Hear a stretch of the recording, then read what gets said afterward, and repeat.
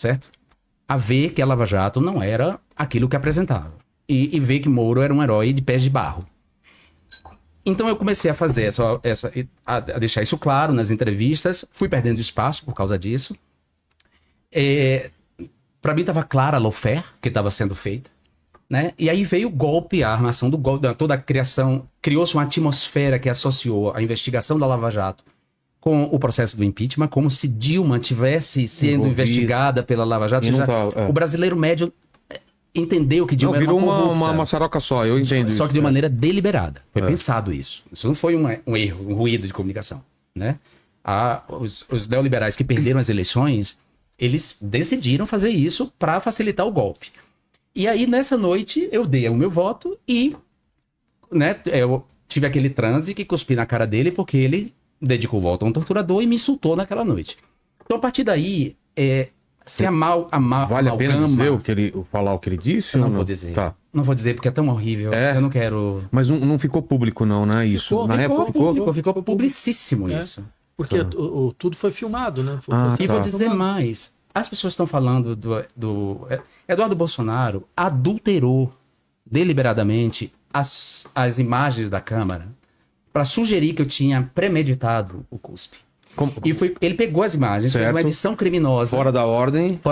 E apresentou como prova para o Conselho de Ética que acatou mesmo a polícia do DF fazendo uma perícia e dizendo essa prova não vale porque ela foi adulterada criminosamente. Eles aceitaram e eu fui para o Conselho de Ética. E ao contrário de Glauber, que lutou pelo seu lugar, eu tava cagando. Eu falei, eu não vou me rebaixar. Esse conselho não tem ética. Eu só fui numa sessão... Acho que eu lembro desse vídeo, dessa discussão, como se você tivesse falado para alguém que ia fazer... Exatamente. Entendi. Pra você ver a índole dessa gente. Essa gente já era criminosa ali. E se as pessoas tivessem um pouco de solidariedade, eu digo à esquerda, e compreendesse para além do seu umbigo, já entraria de sola na minha defesa.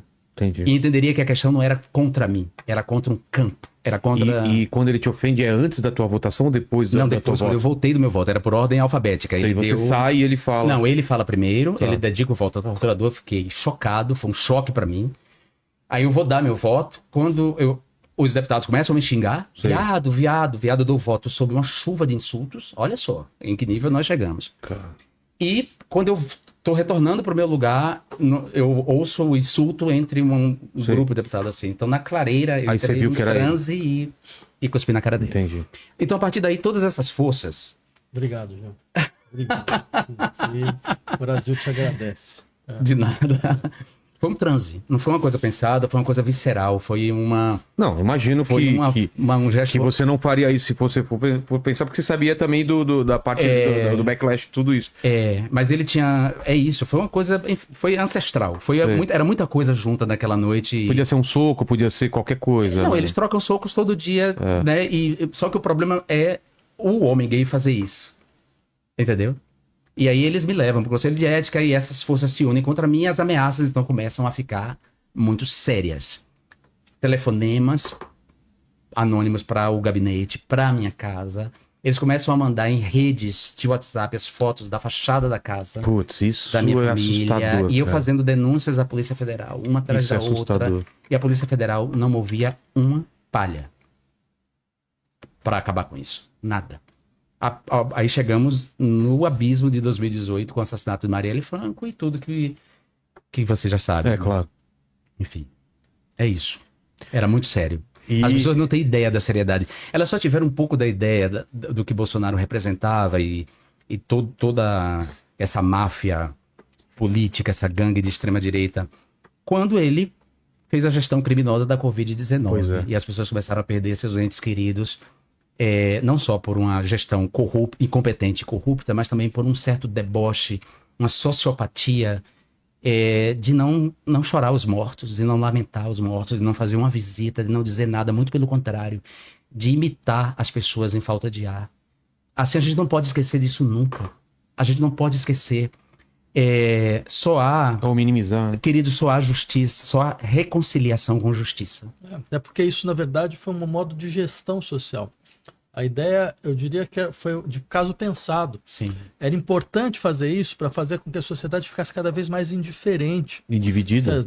Cada vez mais assim, morre-se. né? É. Morre-se. Morre, se é pobre, tá morrendo. Então não tem problema. Cada um que se vire, sabe aquela coisa? Não tem mais proteção, não tem a ideia de Não que tem. vai criar uma Vamos sociedade cuidar da economia e que vai cada um criar por uma- si. Exatamente. A cada economia um não pode parar. não pode parar e cada um por si. É. É um projeto. Esse é que é um ponto. Não é uma coisa assim, o sujeito ele é mau, tal. Não, é um projeto de organização da sociedade. Sim. Vocês acham que foi pensado mesmo? Não Claro, foi? o Paulo Guedes era isso, é isso, assim, pô. Não importa, são pobres. Pobres morrem aos montes, entendeu? A economia não pode Você parar. não lembra o cara dos hambúrguer lá? Como é que o sujeito. Madeiro? Madeiro? É. O que ele falou? Falando, não, mas os que são 7 mil mortos? Porque na época ele estava no começo. Tava O que no são começo. 7 mil mortos em relação à economia? mesmo. Entendeu? Você fala, como assim 7 mil chocante. mortos? Mas pra você que perdeu seu ente querido, porra, não é um número. perdi Você, uma você, tia, é uma um, prima. você é um cálculo dentro de um processo de Como computabilização chama isso? É econômica. uma em guerra, né? Você é um efeito colateral. Efeito colateral, exatamente. Colateral, exatamente. Foi dessa maneira. Mas, Jean, Fale. e aí quando você decidiu, vou me exilar, Não Falou foi com isso, quem? foi um processo. Então. Assim. Quando a Comissão Interamericana me disse, o governo Temer negou a medida cautelar, a gente não tem poder de polícia, a gente não tem como lhe proteger. O que a gente pode é indicar o algum exílio, lugar pra... o que você vá para o exílio. Sim. E aí isso era muito sério, porque implicava deixar o meu país, Claro. deixar o meu seu mandato. E foram pessoas muito importantes nesse momento que me Tava ajudaram. casado, namorando na época? Como Não, você tava? o meu amor sempre foi um amor mundi. Você tava... Eu sempre tô solteiro, eu nunca tô mesmo? casado. E eu tudo bem? E tudo bem. Sexo é esporte, a gente faz. isso eu amo meus amigos. Sério? Você fica bem sozinho? Eu fico bem sozinho com os meus amigos. Não, eu sei. Você entende assim, mas Entendi. não preciso ter um companheiro, não sinto Tá, muita então a falta decisão disso. era mais com a tua família? Era e mais você- com a minha família. Então eu viajei, ninguém podia saber. Aí o E a Pedro... decisão do destino, como foi? Não, aí o Pedro Abramovay foi muito importante nesse sentido. O Pedro garantiu para mim uma bolsa na Open Society Divisão Europa. Pô, Para eu viver, porque Claro. não tinha outra forma de viver. E quando eu cheguei, eu fui para Madrid, de Madrid fui para Alemanha, aí fiz um trabalho para a Fundação Rosa Luxemburgo, que foi importante, e logo depois, um semestre antes da pandemia, James Green, professor James Green da Universidade Brown, e professor Sidney Chalhoub, da Universidade da Faculdade de História, do Instituto de História de Harvard, me convidaram como professor visitante do Hutchins Center, do Instituto Afro-Latino-Americano. significa o quê? Que você tinha... Que eu era um professor convidado, então eu poderia desenvolver uma parte da minha pesquisa lá sobre desinformação, essa Sei. parte, e fazer conferências, né? E aí eu fiquei, e aí um semestre depois que eu estava lá, enfim, veio a pandemia. Veio o inverno, foi dia 13 de março, quando a Caramba, Universidade de você Harvard ficou em fechou as lockdown lá? portas. Lockdown, com menos 17 graus, eu entrei, eu surtei, tive uma crise de pânico severa, muito severa, porque veio o fantasma da aniquilação, o medo de morrer sozinho no exílio, de não ver minha mãe, porque Pois minha mãe é é. uma idosa. E assim, eu agradeço muito aos meus amigos que seguraram minha onda nesse momento. Amigo de lá. Os amigos de lá. Que seguraram minha onda, porque foi um momento, uma crise de pânico severa. Então, tudo que eu recalquei, toda a violência, tudo que eu estava suportando há anos, Veio à tona. veio à tona, mas de uma maneira avassaladora, assim, sabe? Aí eu vi que eu estava realmente na merda, que eu estava à beira do abismo, sem notar que estava à beira do abismo. Então, essas pessoas foram muito importantes. Meses Eu quero isso? agradecer toda a pandemia. Toda a pandemia. Toda a pandemia. Mas lá foi menos, né? Foi mais rápida. Não, era foi Trump, era o presidente. Não, era você tava negacionista, onde? Eu estava nos Estados Unidos. Ah, entendi que era a Alemanha. Não, tinha me mudado para os Estados Unidos. Eu Ah, estava em tá. Harvard.